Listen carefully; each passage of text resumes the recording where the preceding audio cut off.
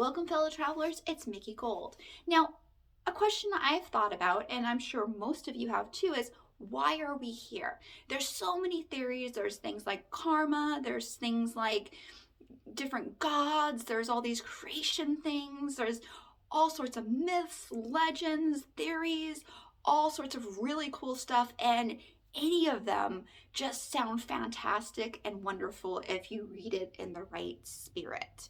If you are like me, I like adventures, I like reading fantasy, sci-fi, I enjoy superhero movies, I enjoy all sorts of strange things because I'm curious and I want to know. I like science, I like all that sort of stuff. I like mystical things. I believe that curiosity is a good thing and not a bad thing. And I like taking from the things that make me feel empowered, and I like sharing things that I hope will make you feel empowered. Now, the first thing I mentioned is the theory about reincarnation. And I read stuff from Shirley MacLaine to Dolores Cannon and all sorts of religions that subscribe to this theory. Now, again, some religions subscribe to reincarnation with karma attached to it. And karma, I don't really care for that too much because of the fact that it really could be used against you. For instance, in the country of India, where a lot of people are Hindus, and they believe in karma. So if you're a beggar on the street, or if you're born handicapped, this or that, it's because, or if you're in a lower class, it's because of what you did in the last life. Now, for me, that is not an empowering belief because it's a good way for people to keep people down based on something they have no control of. Basically, why I have a problem with most religions is that somebody comes along, it sounds really great until somebody comes along and abuses people with something they can't control, with an invisible entity that they talk to me only and give me your power. I don't enjoy that. I love, there is beauty in every religion, there's beauty in all these theories. It's that abuse that's the not cool thing in my personal perspective. So I don't really enjoy that theory of karma because again, people have used it to abuse people. What I do like when it comes to the idea, the theory of reincarnation, is that we got together with a group called a soul group. Now, you might believe in God, you might believe in Godhead, divine, light, eternal being, whatever it is, but the idea is that we're all part of some sort of being, and that this being wants to experience all the different things there are. And so we get together in like a little collective, like actors getting ready to do a play. And we decide what adventures we want to have. We decide what lessons we want to learn. We decide, well, last time I had this, well, this time you do this. Rather than it be something, a punishment, it's something like, when you go to a haunted house, you have people jumping out that are dressed as ghouls and goblins. They're not really. They are just people acting and giving you that experience, that frightful experience. People jump out of airplanes. People go on roller coasters because they want to experience something that they don't in their everyday lives. We watch horror movies. We watch superhero movies. We watch supernatural movies because we want to experience those things. We have virtual reality goggles. We have all these things to immerse us.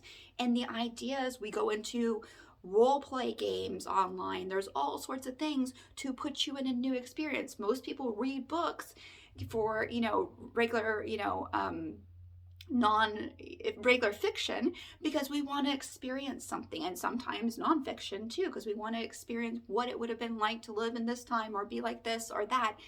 The same thing here. So why wouldn't that make sense?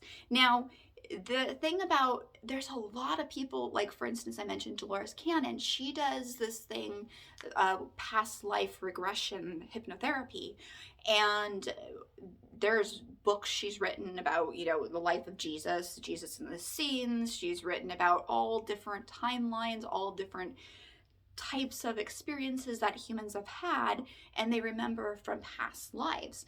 Now, there are multiple theories about past lives that could put this into perspective for us. There are some people who talk about the fact that women are born with all the eggs we're ever going to have. So for instance, when your great grandmother was born, when she was a little itty bitty baby, she carried your grandmother inside of her, and the same with your grandmother, she carried her eggs inside of, and so on and so on and so on. So we're actually all connected through the women in our lives, and technically that would branch off into everybody is connected. So for instance, a past life memory, we know in utero that babies can understand, they can have stuff, they can take in the emotions of their mothers. So maybe some of these past lives, if one doesn't believe in past life or reincarnation, maybe some of these past lives are the memories that are passed down from generation to generation by a great great great great great great great great great great grandmother, and maybe that's what's occurring. There's also, like with superhero movies, there's the multiverses.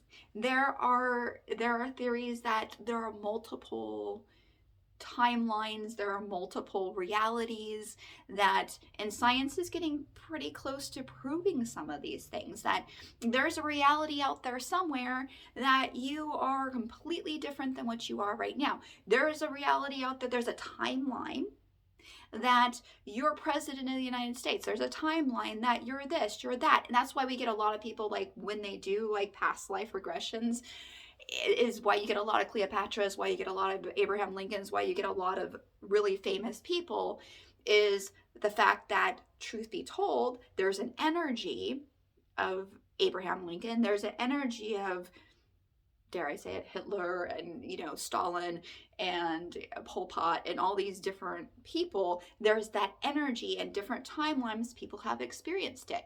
Now, if you talk to actors who play horrible villains, some of those people really enjoy that because they get to do and they get to have fun being evil and get that out of their system, get that out of their psyche, but they're the nicest, sweetest people you can imagine.